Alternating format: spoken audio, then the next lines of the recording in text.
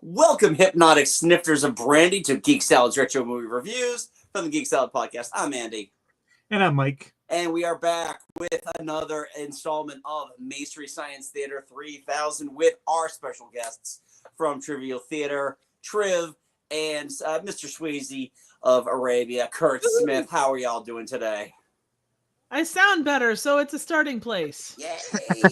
Yeah. Still just as weird looking, but we don't talk about that. No, it's okay. I'm a little older. I'm a little wiser. You know, 34. Yeah. Thank you. Yes.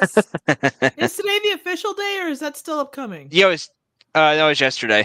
Oh, okay. Yes. Well, happy belated. I know I wished you a happy birthday, Blue Sky, but happy belated anyway. Hippo birdie to thank you. Yes. And actually, this works out well, Kurt, because this was your pick for yes, it was. Our MST movie, as we are talking about Invasion USA. Starring these people and Chuck Norris. Well, also including one of my all-time favorite shorts. Yes. In fact, when we were watching yes. this the other night, my daughter, like, this is her favorite. This is her absolute favorite short. And when Forrester announced that it was a date with your family, she got so giddy and did one of these. And he's not wrong. That's true, Joe. So yeah, no, a date with your family is hands down one of the funniest, like, just constantly funny shorts. Mm-hmm. Narrated by the great Hugh Beaumont. Uh-huh. Do you guys also run a boy cleaning service on the side? Well, no, but I like my family as a friend. Okay. No, that's fair. That's fair. Yes. You keep it charming and non-personal. Yes. The less said about this, the better. Yes, any of you seat your mother like you would your best girl? No. I've never. I can honestly say I've never done that with my mom. I can't say that I have either, but I don't. The less said about that, the better. Yeah. And remember, we can't stress unemotional enough. Oh yes. Emotions are for ethnic people. Hey! I would love to take the opportunity to partake in a cultural event. Again, it's so funny because it's like that era of, you know, there's shorts like Date with Your Family, and some of these other shorts was just like, you know, Red Scare kind of shit. Just conform and don't stand out, and just be part of the collective, which is hilarious because they were anti-communist. The straightest nail will be hammered down the hardest. You know, that is funny though. Like, I do wonder when it comes down to these, like, who are the people behind them?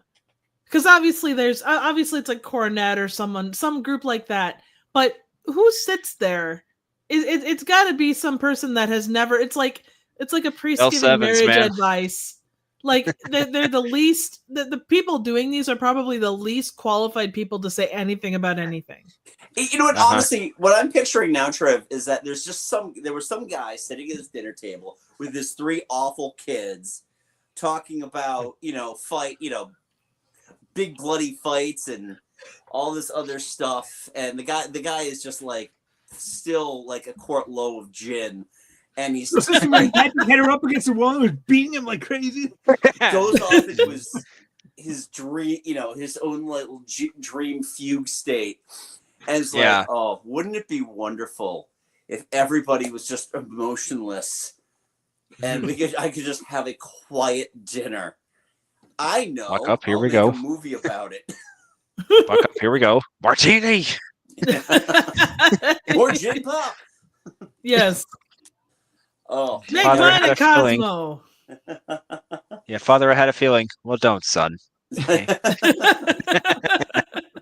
The fact that it was, and I understand they don't want to necessarily use names, but it's like mother and father and daughter and son, and because they don't have a name for second son, they could just call him Junior.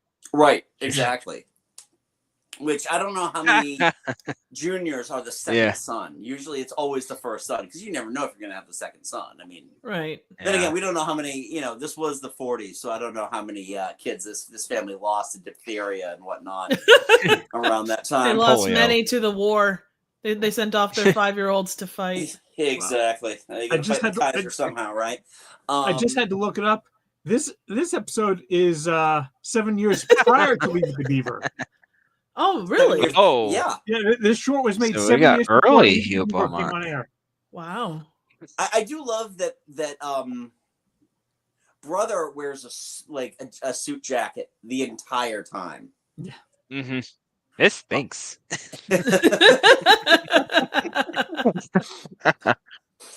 Oh, my daughter's favorite line in this entire thing is, "The salad needs more butter, mother." Yeah, let's go sit and spin your Christ. You Christ. Go piss on the flagpole. Is it that time? Better let the mother know. Piss up a rope. The fact that they use the word slut in this, like I know when Mike came on, it became a little more, I suppose PG-13, like light PG-13 ish. Yeah. But the fact that he pulls out the word slut, it's like, holy shit, Yeah, it's just so much fun. And this is the first, I think this is the first movie we've done so far this May that had a short in it. Yeah, Tormented didn't have one, and I was Fire Maiden didn't have one. I was expecting there to be one for Fire Maidens from Jupiter. Oh yeah, because it's only like 70. It's like only like 73 minutes. Fire Maidens is. Yeah, it's not an overt. It's not an overtly long movie. Well, they stretched it out to 70 minutes. Well, and they did this one too, because this one has stock footage galore. Oh man. I did watch the broadcast version of this though, so I got commercials. So I got like a Mistos commercial, which was so funny because it reminded me of the Mistos parody they did, I think, on Teenage Crime Wave. Oh, yeah. Youth is better, old is stupid. And I got a Michael Jordan Haynes boxer briefs commercial, and then I got lots of Fruitopia ads, and then a trailer for Clear and Present Danger. I got Jack Ryan movie. Huh? What? How the hell has Fruitopia not come back? I don't know. You got Zootopia. Yeah, but with how nostalgia works. No doubt. With how nostalgia works, I'm surprised they haven't. Yeah, you're right. They haven't brought back yet. It doesn't make sense. They brought back Crystal Pepsi. Like some darkened corner in Iowa somewhere where there is a convenience store that's like they still have Fruitopia. Triv, that's your job from here on out. You know what's funny? Go scour Iowa. I was up. My brother-in-law has a cabin on a lake, and there's this one bar that is just like the most divey, like backwards Wisconsin bar you can possibly imagine. It's like a parody of a dive bar, but it's got a little shop in it too. There was so much dust on all of the groceries. It wasn't even funny. Like there was shit in there probably from 10-15 years ago. So I may go next time I go up there, I may go back there and check and see if they have Fruitopia. But by now it's probably fermented. Well, it probably had. Now it's Fruitopia wine. There you go. Yeah. Oh my god, I saw not to deviate, wine. but I saw this channel where they were making wine out of Dr. Pepper. Yes, ooh. I've seen that. Dr. Pepper is sounds awesome. Like, because I remember like watching like old Christmas commercials, and it was like a thing to have Dr. Pepper hot. Like, god. Yeah, you would pour it into like a saucepan. Yeah, you boil it. Yeah, hot, and then you'd serve it with a thin slice of lemon. Is that like a weird East Coast thing? I don't know about if it's an East Coast. Instead of like a hot toddy, it's like a Dr. Potty. Maybe. I mean, it's like you know what? No, actually, you know what? It has to take more like a mulled wine of some sort. You'd think, yeah. You would think, and I love Dr. Pepper. I still have not tried. Well, Dr. Pepper is cherry flavor. It's not cherry flavor. It's No, a it's not. medicinal flavor. Good, brought on by the good doctor. Advertising guys. Oh, man. I can see that. In a moonshine. Mm-hmm. No, should we add some Malort to it? See what happens. Oh no, Dude, you've not even tried Malort I yet. You don't I have know the what right to say anything until you I try know what Malort. I know what people have been saying about Malort. It doesn't matter until you taste it. You don't Travels fast from you- Chicago. Well, I'm sure so, but you unless you try it, you can't talk about it in that respect. Well, now let's talk. Get let's, yourself a shooter, and then we'll talk. I know. I gotta go. All right. Good. So now we got to All talk right, Invasion actually, 'cause USA. I just heard. I mean, I haven't heard a lot about Quit Malort cheddar. until Yeah, I had never heard of Malort until they just tried it on the Tri Channel fairly recently. and then Yeah, it's to say it's uniquely Chicago, Oh. so it's like I don't think Yeah. it's like It's like- expanded it's like like worm- to the states that border Illinois. Like I Yeah. think we probably sell some here, and I'm sure they probably sell it in Iowa. Well, they do in Iowa because Oh yeah, they do in Wisconsin as well. But And- no, it's kind of a wormwood, like a really bitter. Like it's a weird. It's hard to explain, but it like sticks on your tongue, like it coats your tongue, and it's hard to get rid of. You brush your okay, teeth for like 10 minutes and it doesn't go away. yeah. Yep. According to the Googles, the taste is intensely bitter with herbal and slightly citrusy notes. No, But it's made of wormwood, and if you've Yeah. ever had absinthe, it's yeah. it's Yeah. I did a charity stream where every time someone donated a certain amount, I either had to do a shot of that or these super sour sweets from the UK Oh, called yeah. Breath Sweets. And they left my teeth feeling fuzzy and the inside of my mouth Yeah. peeled. oof. So just by my family became mostly Irish. Malort. Yeah, I remember the Malort. Merlot. Merlot versus Malort, yeah. Okay, so So I don't anyway, like back drinking, to, speaking of Merlot. drinking, guys, we open on a bar. Yeah. Yeah. Woohoo. yeah, Oh, we by the do. way, I just wanted to tell you guys that I am currently flossing my hinder. I fuss in my hinder as we speak. That's why you can't see my hands. My God, this whole thing is just like. First of all, I just want to point out the entire premise of Invasion USA is the fact that apparently we don't fund our military enough. Oh yeah, if there's one thing the United States has never done was funding the military-industrial complex ever. Exactly. But you think about, like, go back in time though. When did this movie come out? 52. 1953, 52. 53. I mean, Cold War. you 52, think yeah. about it though.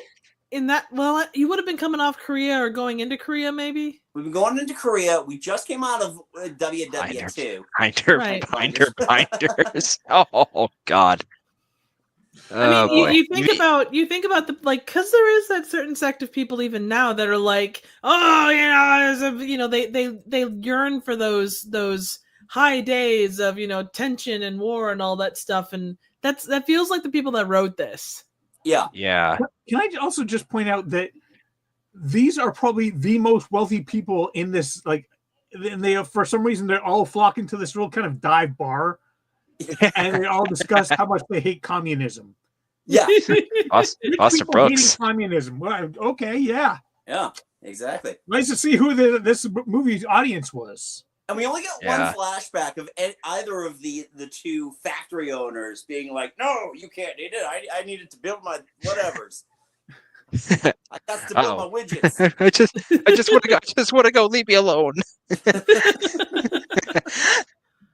This, Uh, our Yeah, cast so of characters is just such a Yeah. broad So spectrum of. we got our business owner who drinks daiquiris. We got our Hey, you know Cattle what? rancher. Power to him for doing that in a 1950s movie. Gesundheit, Yeah. Mike. Thank you. Mm-hmm. May We got the our cattle Lord bless and rancher. keep you there, eh? We have our Father, Son, and the blo- Holy Spirits.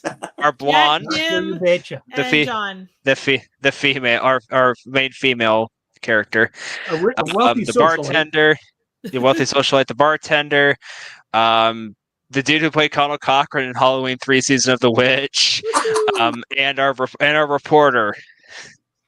Oh my God! best line that they gave him in this movie is, "Well, thank God this, I almost thought this war was going to affect me personally for a moment." People still gotta eat. You still gotta use a crapper. I'm really kind of surprised that the whole hypno dating fad didn't pay off. I'll give it time. Yeah, eventually we are going to be going back to that thing. I mean, yeah, we're only a couple weeks away from just having to smash a rock against another rock for entertainment. So yeah. I did really enjoy too the whole like the cowboy talking about like the income tax and how high it was, and that was it's an interesting discussion from like a 2025 perspective.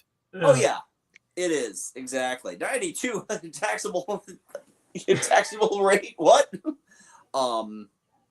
Yeah, but by the way, I don't know if we all noticed that the actor who played the old man in RoboCop.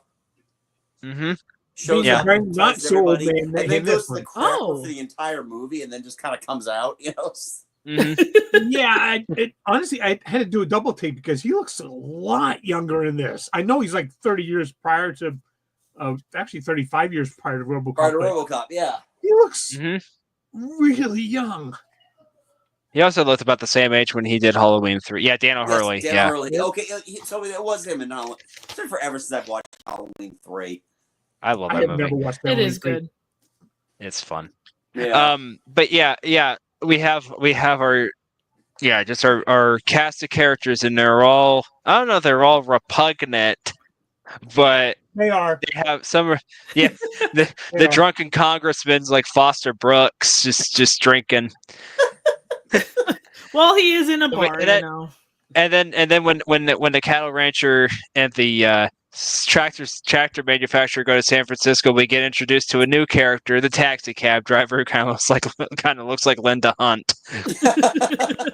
I didn't mean it look exactly like Linda Hunt. And can I just say, extra pay for American Made? Oh my God, that was hilarious! It was like the weirdest cameo. And that's my favorite. That's one of my favorite stingers from the ending of one of the episodes. I love the fact too that we got both Lois Lanes. Yes, in one scene, interacting with each other. Yeah, next too. to each other. Yeah, Phyllis Coates and Noel Neal. Yeah. Yeah, which one of them played Epstein's mother? His son Gavin O'Hurley, who played a bunch of characters. Brad. Oh wow! Oh damn! Oh shit! Wow, good for him. Well, I mean, he was in Superman 3, so not so good for him. But I mean, it's relative. And he was also in Never Say Never Again, so also not too good for him. Yeah. But he had work. It was good, honest work. Yeah, it wasn't a tractor factory owner, but yeah. Who gets taken down by a little tiny communist who probably could fit inside of my pocket.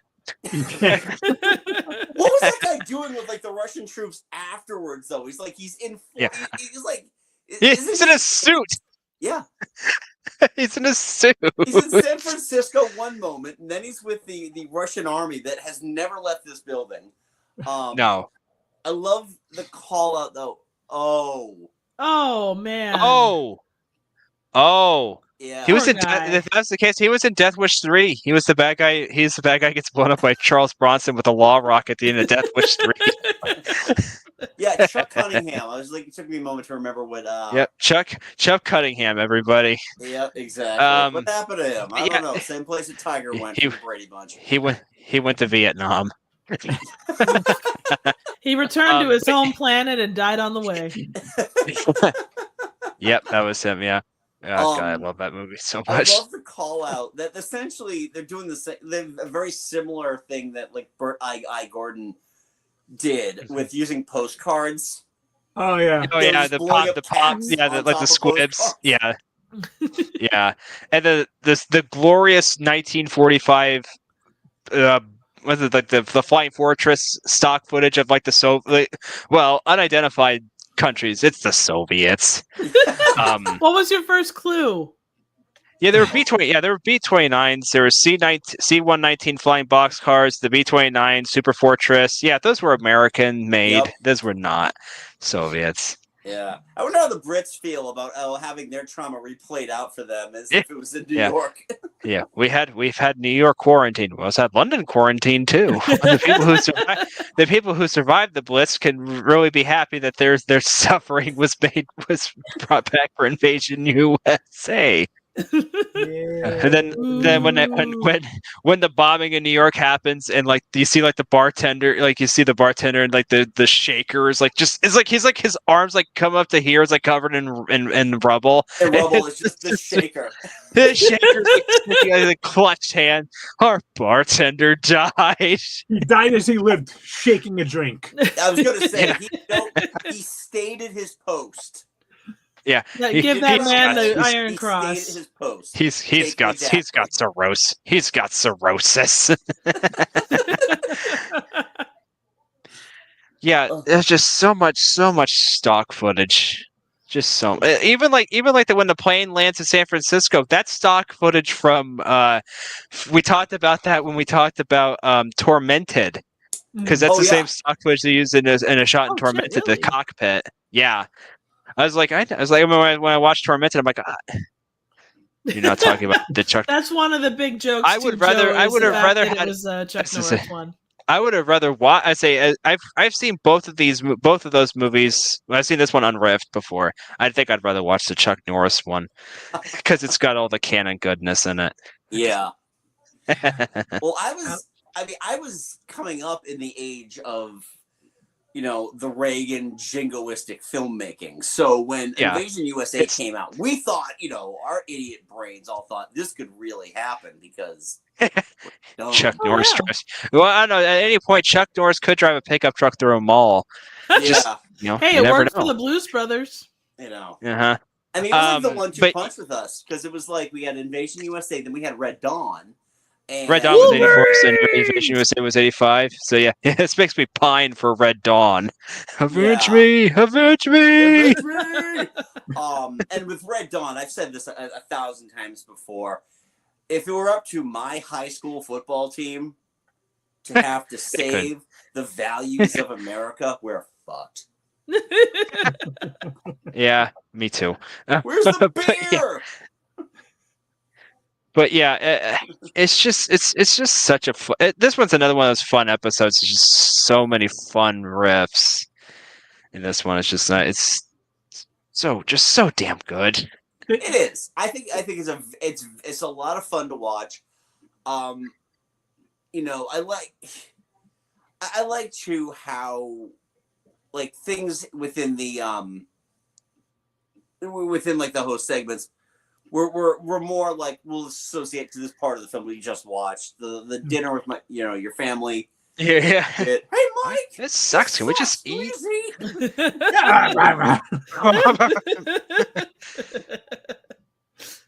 Even the opening, like I feel like I hadn't seen a season 6 episode in quite a long time, and there is something kind of cool about the season 6 open.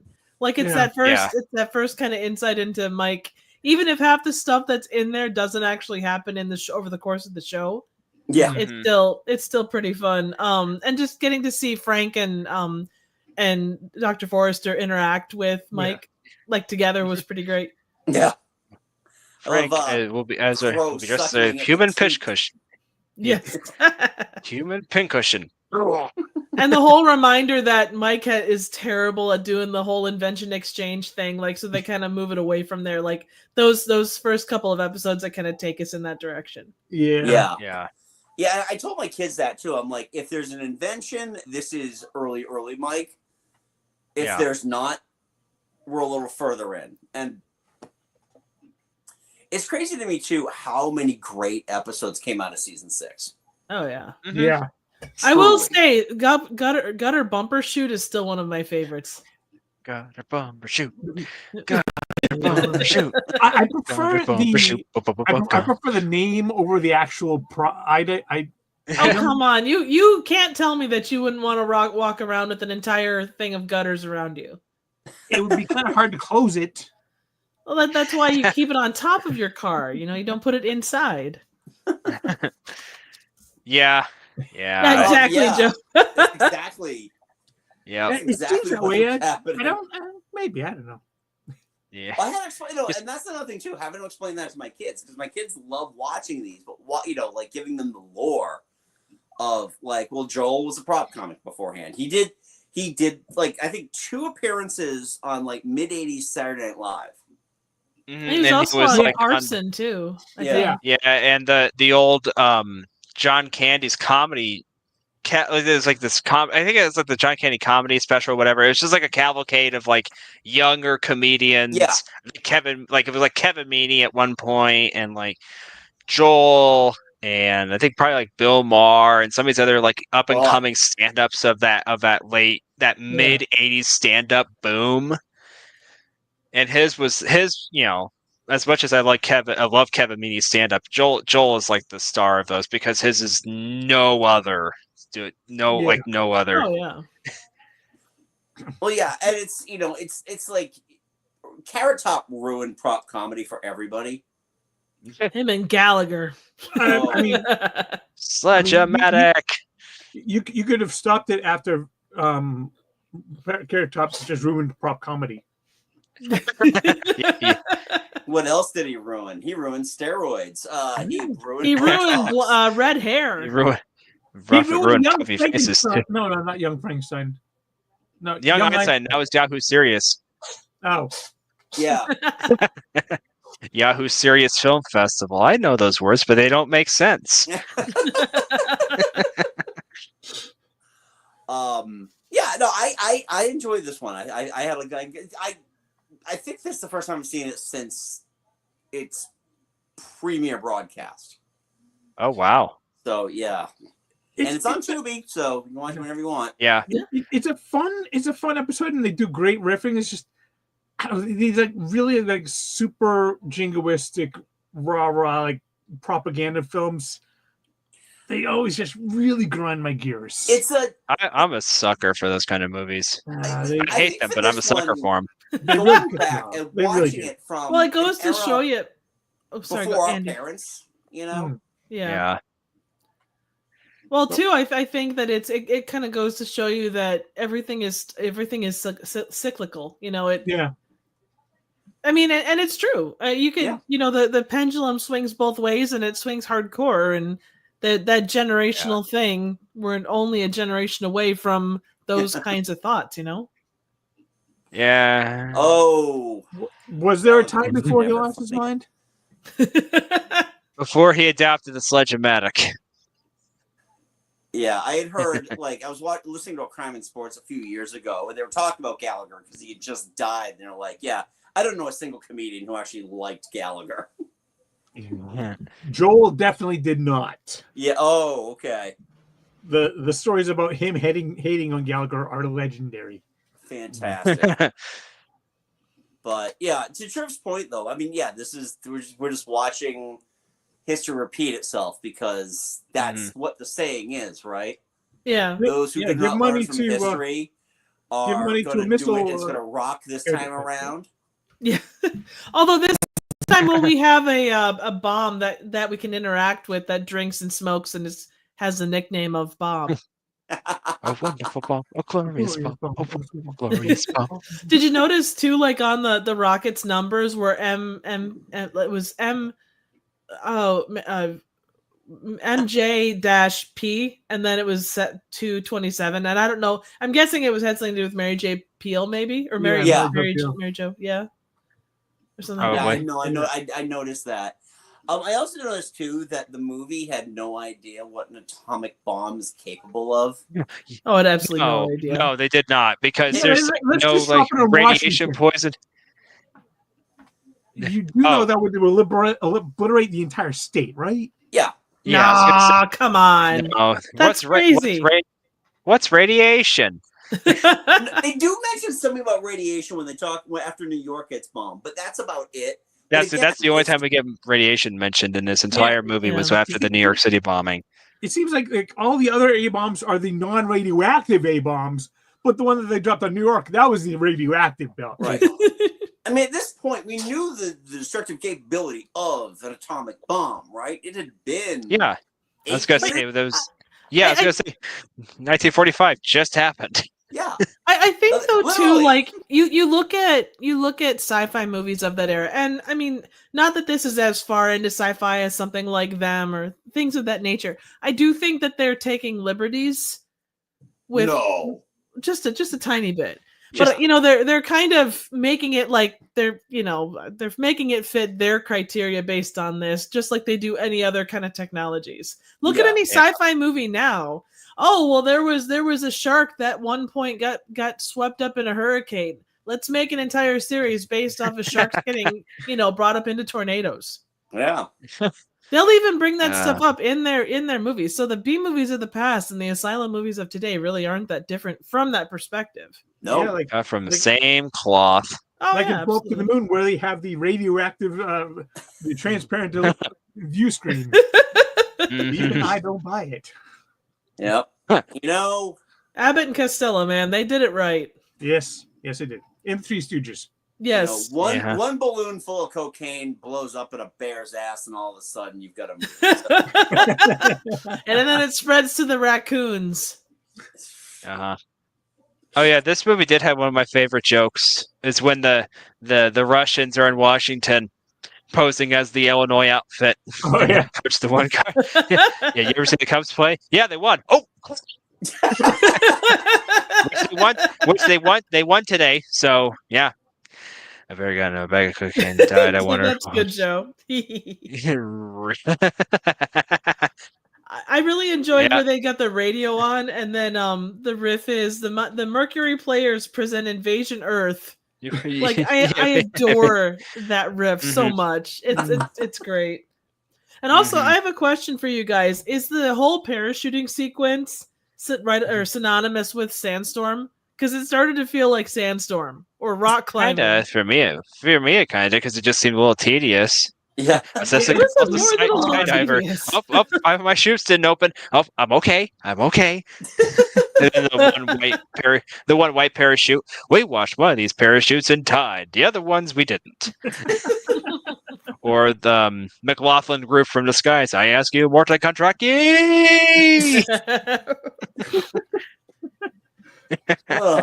Yeah, I think that one about the Cubs one that was probably my favorite. That was an excellent one. The Cubs. Slugs, circles, and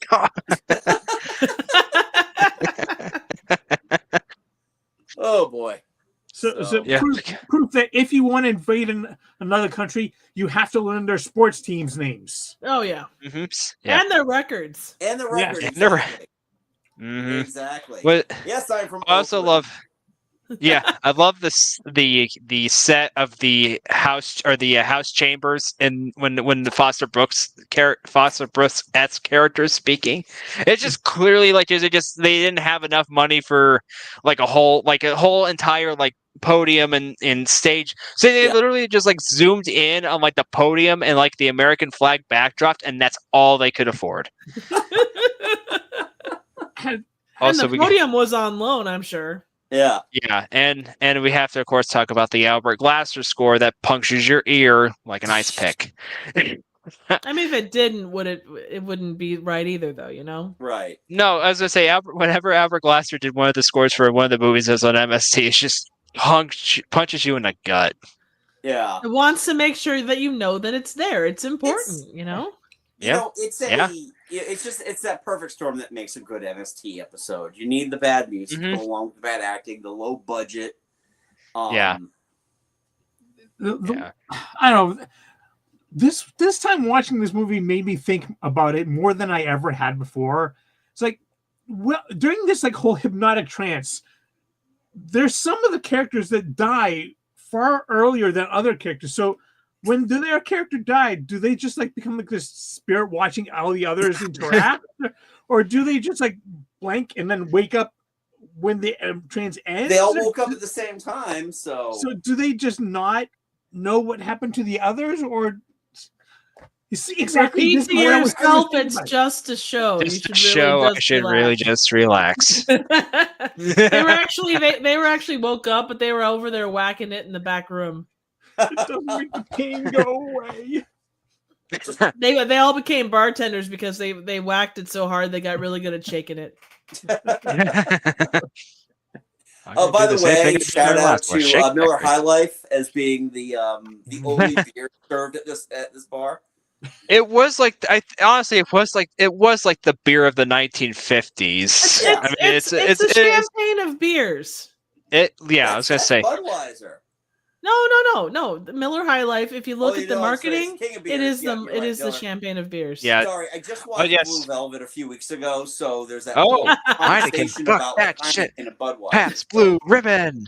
Exactly. You gotta give it a PBR there, you know. Which, by the way, I love PBR. I've never had a Pabst. I've only had Old Style. It was my grandmother's beer, but not that. And like she used to give us little shot glasses of it when we were kids when she would babysit us, and so it was like I hadn't had it in decades. The 70s and 80s were a different time. And it was like that Anton Ego scene from Ratatouille. I took like one sip and I zipped back to my grandmother's kitchen. I don't think as long as I got beer when I was a kid too. Just it's I don't know, whatever. Nobody. I never did. No, just my grandmother and my dad. Every once in a while, give me a sip. But yeah, no, that was like everyone can have these great food memories, and for me, of course, it's gonna be okay. What kind of alcoholic am I? Zip. Oh, my head beer. Oh, dude, my dad did that to me with Black Velvet and Diet Pepsi. Oh. Yeah. Oh. Yeah. Diet soda in general with liquor is a bad idea. Oh. I don't care how much better it started to taste. No. Yeah, it's I still can't do Black Velvet to this day. Rum and Coke Zero. Oh man. Maybe that's why I gravitate towards Malort. It's just your therapy liquor. Yeah. I mean, I know as long as I'm not licking her in therapy. Yeah, it's God. This episode just so much as a child. I ate a powdered rum ball. Oh no! Oh no! Oh, I'm so sorry. Yeah, Joe has told us that story before, and it doesn't get any better with retellings. It is as painful and That's traumatic. A sad story, man. That is tragedy. Rum ham, come back, rum ham. I mean, that's kind of my story actually. Is why why I don't really drink alcohol, because first time I ever tried it, I tried making myself a homemade screwdriver with far too much vodka, far too little orange juice. Oh. And ever since then, if I can taste the alcohol in a drink, I'm out. And that's the issue with screwdrivers. It's alchemy. You're never going to get the right amount of either. That was my first experience with hard liquor, but it was the opposite of Mike's. It was too much orange juice and not enough vodka. So I tasted like a little bit of burning from the vodka and then like a lot of orange juice, which again I'm not gonna complain because it didn't get me plastered. So I'm okay with that. Though, I have a weird relationship with orange juice because I have acid reflux. So just any abundant amount of orange juice, which means more than just like a little jelly jar, like those little tiny little jelly jars worth of orange juice, is way too much orange juice for me. This portion of the live stream is brought to you by the American Bartenders Association, the ABA. Find out what you could do to support your local American Bartender Association. Thank you, won't you? In a long time, so I'll go back into the feed because I did make a Vesper Martini for our last Bond episode. So, and I'm all about the gin martini. I don't think I've ever had a gin martini. Oh, Triv. Oh, I may have to send you a link to the recipe for the Vesper. However, you should stir it, not shake. That tends to be how it rolls. I actually shake, mainly because I'm using Lillet Blanc and not whatever the thing is that Bond was talking about. So that's just like a sweet wine. So anyway, back to Invasion USA if we have anything else to say, because We end in a bar. We end in a bar. Yeah, we end up back in the bar, staring at a brandy glass. Not only a brandy glass, but a brandy glass full of a woman. Yeah. Oh yeah. Bartender, there's a woman in my drink. Did he swallow her? The ending of That's this, what that she ending, said. Sorcerer! that ending of that dream, that entire dream sequence was dark. Yeah. She jumps out the window. Yeah. Oof. Well, But don't worry, it is as dramatic as Reefer Madness, though. Really, I was gonna say it's not as like overtly like tragic as Reefer Madness, but it's still kind of funny. Well, not like funny, like she jumped out the window, funny, but like funny is like, what the hell was this? Right. And then well, their reaction, jumps out like a window, and she ends up inside of a probably poorly made martini. also, She I could try have, to think. no, she ended up in a glass of cognac, which, by the way, Yeah. a psychopath orders cognac at a New York City bar. Well, God, the one chick, they had a lot of weird stuff with booze, though. They had like the one chick that didn't want to drink whiskey, so she got like killed. Yeah. Like, what the hell? Well, that's because she's supposed to drink brandy. That's great, but if it's my life on the line, I'm gonna drink the damn whiskey, even if it's bad. If it's Hawkeye vodka, I'm drinking it. It doesn't matter. I mean, I'll throw up afterwards, but I'll still drink it. That's right. Yeah, I will throw up all over all the Russian shoes. Yeah. There you happy. Also, the what was I had it and I just lost it. Damn it! Never mind. I lost my train of thought. No, quite all right, man. It's quite all right. It's getting late, and it's. Well, not for you guys. You guys, it's like 8. It's like 8:15 for y'all. No, it's 9 o'clock. It's about 9 o'clock for me because I'm on Eastern. I'm on I'm Eastern. an hour behind you guys. God, my apologies, Kurt. I've always thought you were an hour. I'll have to explain. After we get done streaming, I'll explain to you the subtlety of Indiana time zones. Oh, okay. It's not all that subtle. No, it's not. No, it's not. It's really stupid. It makes no sense. No, I it have does a coworker who lives in Ohio, and she's like, "Oh no, I'm on Eastern time." I'm like, "How the hell is that even possible?" She's like, "I don't know." So anyway, we got anything else we want to talk about with Invasion USA? Kurt, good choice, by the way. Yes. Thank you. Yeah. I was gonna say, I know what I was gonna ask. Which is the worst ending? This ending or the Monster of Go-Go ending, where it's like a dream, or like it didn't have Monster Go-Go, hands down. Yeah. Yeah. That's my thought too. Yeah. Like, I think the thing is too, like, if you wanted to say, well, the hallucination dream thing is worse, then because we have been conditioned with all of the different ones over the past like couple of decades, ever since the Saint Elsewhere thing. But yeah, as far as it goes, the fact that it was a non-ending, it was like, what the? Yeah, it is the least creative thing ever with Monster of Go-Go. There was no monster. Dun, dun, dun. Gasp! This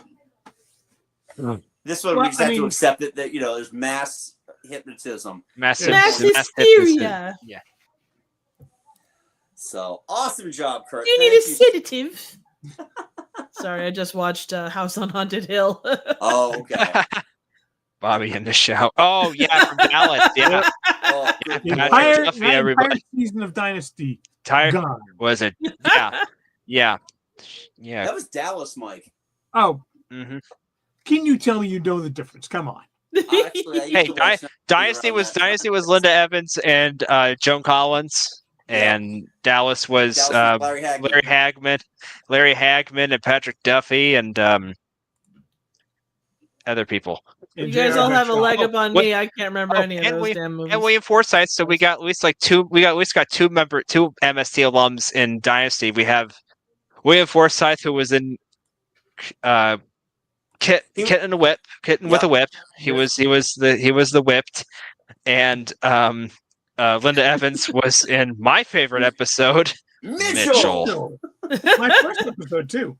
R.I.P. Joe Don Baker. Yep. Yeah, The beer got excited.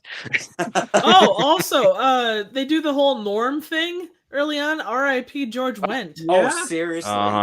Oh, that was too bad. What I found out too, because I saw a lot of stuff going around that he, they're saying he died on the 32nd anniversary of the last episode, Cheers. He actually, according to IMDb, died on the 5th. but his family just announced it yesterday. Oh. That was like Jodan. Yeah. Yeah. Because Jodan Baker died earlier in the month too. Yeah. I mean, they some announced- families just want to keep it private Yeah. until they get the arrangements done. But still, Yeah. you know, it's sad. I went onto YouTube yesterday, watched a lot of the Best of Norm. What was your favorite front Martin. door entrance of Norm? Probably it's a dog eat dog world, and I'm wearing milk-bone underwear. Yeah, That's mine too. Yeah, that's mine too. that's one of the classics. Mhm. Try a beer, Absolutely. Mr. Peterson? I'd prefer you just pour me one. Da da da da da. Hey Woody, how about another beer? I think you've had enough, Mr. Peterson. My I'll tell you what, I've chiropractor had says I enough. can't carry you home anymore. my favorite. So my second favorite cameo of Cheers cast members was that one, and then the first one was when David Hyde Pierce was Sideshow Bob's brother. Brother Cecil. Yes. Yeah. Brother Yeah, from another series. Brilliant. All right. Well, then, Yeah. we got one more to go, and that is Triv's pick for next week. Can't wait Yeah. to watch it. Boo boo. It's going to be Dude. fun. We're going to have a great time with that one, so be prepared to talk. But Triv, Kurt, thank you again so much for joining us again for our month of frivolity here. So let's, in case anybody who's watching is new to the channel, Triv, you go first. Where can our good viewers find you? Well, if you happen to be on YouTube at any particular hour of the day, you can stop by the theater. It's Trivial Theater here on YouTube. I do random, obscure, and straight up bad movies. I'm actually in the middle of a bunch of riffing right now of PSAs, and we just did Crystal Pepsi, and upcoming is a Nintendo. What is it? It's the Nintendo 1993 employee holiday training video thing. It's weird. Yeah, that sounds like a real riot. Oh man, Because why not, right? there's an 800 number that I am desperate to call, but it's like, do I really want to risk calling an 800 number that may or may not lead to a porn site? Right. Yeah. Yes. Yes, yeah. For our amusement, you should do it when we do our live stream on Saturday. Oh God. I don't have a burner phone. I'm not threatening my own phone for this. But I'll give you the number, Kurt, if you want to call it. I don't have a burner phone. I don't work in an office anymore either, so I can't use their phone. Yeah, So- that's fair. And Kurt, where can they find you? You can only find me in a couple places, really. You can find me Outside on of here? Outside of us? Yeah. Yes. outside of us. Yeah, you can find me on Blue Sky, which is the only social media I am on anymore. Really, my posts, my stuff there, mostly my reviews. Letterboxd, it's linked on my Blue Sky. And if you follow me on Letterboxd and you have Blue Sky and you don't follow me on Blue Sky, it's a link. My Blue Sky is linked on my Letterboxd account. I write every Sunday. I write at least 2 or 3 reviews. I wrote a movie I picked for my birthday for the Friday night popcorn and pain stream, which is a movie with Gary Busey called Bulletproof, where he's our action hero, and it's the funniest damn thing ever. It's pretty good.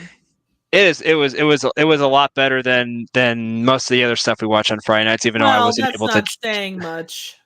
I unfortunately missed like the rest of it because a giant windstorm came and knocked out my internet. So I had to watch it like on Sunday night. So I wrote the review for it and a couple other reviews and stuff like that. That's all you can find me on. And Triv doesn't have her theater anymore. Dan from TYTD reviews and I sold the theater because Triv was supposed to do Riff Tracks the Game. When we did Riff Tracks the Game, Dan and I, we took over the theater, and we have yet to relinquish control. So we have the theater. You know what? I have a backdoor key changed to this thing. You think we that changed you the can lock? keep She me can't get in. You don't know about the secret entrances. Yeah. Honestly, I would say if Triv wants the theater back, Triv gets the theater. Just give it to her. I'm not opposing that. We will crawl through a vent into the glass freezer like John McClane. If you don't think George Bush will root through the sewer, you don't know George Bush. You don't know the horrors that are inside that theater. But also Secret Tunnel. Exactly. See, there you go. Joe's got my back. Also, I gotta plug this Saturday night. Triv and I are going to be doing another Rift Tracks the game for my birthday. Nice. And it's nice to have her back in voice again. Yeah, something. Excellent. So yeah. What is it? 8 Eastern? Is that what we decided on? No, Triv? 7 Eastern, midnight 7 GMT. Eastern, 6. Yeah, that's right. Yeah, 6 because it's because we start then because of like Dan and Liam and Liam's not gonna be there, but like Dan and James and a couple of Stefano are all over there. Yeah. So they're on Please join GMT. us. So yeah, join us if you can for some hilarious riffing, and Mike especially kicked ass. Oh my God. On Saturday. Mike, blown away by how good you Mike. Yeah, Mike did really well. Yeah, once I figured out the flow of it, and I managed to work it in. Absolutely. You guys were both really good, though. As I say, it's like a pretty easy game once you get the flow going. You can't stop. And you got to know your audience too. It's like playing apples to apples. You got to know who you're appealing to. So. Yeah, just the most sick-minded people you can imagine. That's us. Yeah. Yeah, that's us. So, but yeah, that's 7 Eastern, 12 GMT. Come join us. Have some fun. Keep an eye on the Triv channel there. You can find it there. Yeah.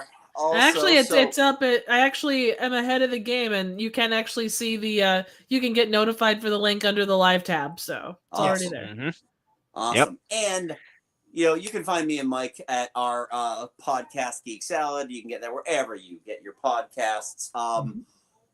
Looks like I'm doing the editing for this episode, so I'm going to be trying to crack through it this weekend to get it all done, where we do a stack ranking of every DC movie released after the conclusion of the Nolan verse. So we start at Man of Steel, we end at Joe Tukur. Voyeur. And everything in between. Oh, it is a conversation to be enjoyed. I can't wait to listen. Oh, me too. Fun. We didn't solicit. So here's the thing: we didn't solicit any feedback on this one because people got weird about the DCEU. They do early and often.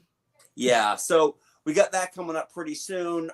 If you're here, thank you. Don't forget to hit that subscribe button. Give a video a big thumbs up. Helps us in the algorithm. If you're gonna rate us at all, go to Apple.